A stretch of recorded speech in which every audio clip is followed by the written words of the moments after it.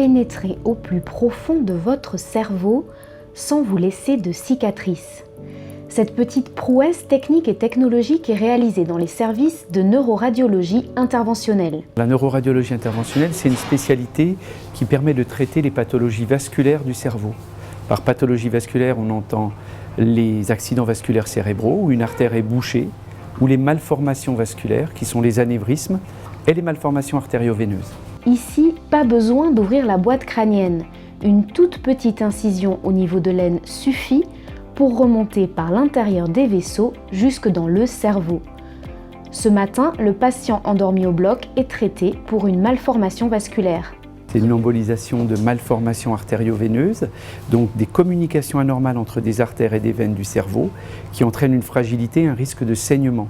La procédure se déroule sous rayon X avec des cathéters, ce sont des petits tuyaux qui sont avancés sous contrôle des rayons X jusqu'à la malformation et avec une injection d'une colle biologique pour les boucher. Le patient est allongé sur une table et il y a des écrans qui vont permettre de capter les images.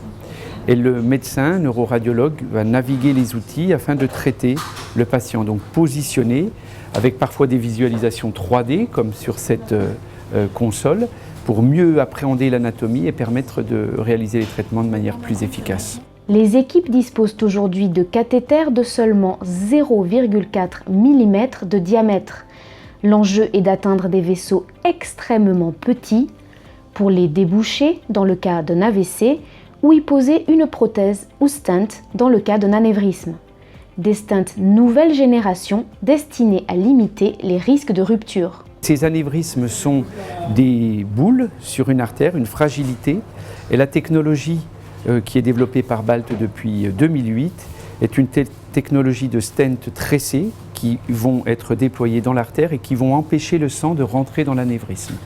Ça s'appelle une technique de diversion du flux. On traite maintenant quasiment 95% des anévrismes par l'intérieur des vaisseaux.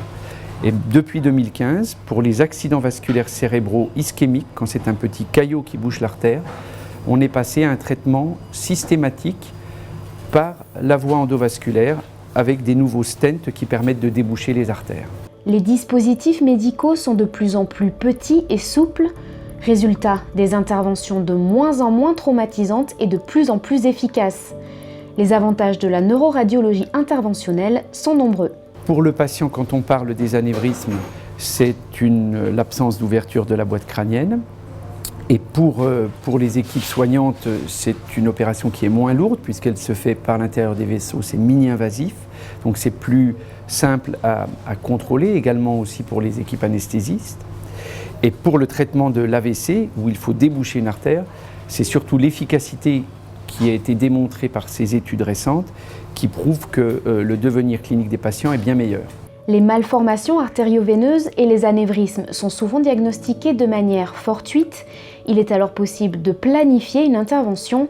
Pour l'AVC, en revanche, il s'agit d'une urgence. À l'heure actuelle, un patient qui va être paralysé d'un côté, qui va avoir du mal à parler, qui va avoir une lourdeur de la face, il doit tout de suite composer les numéros d'urgence comme le SAMU et pouvoir arriver au plus vite dans les lieux de neuroradiologie interventionnelle pour être traité.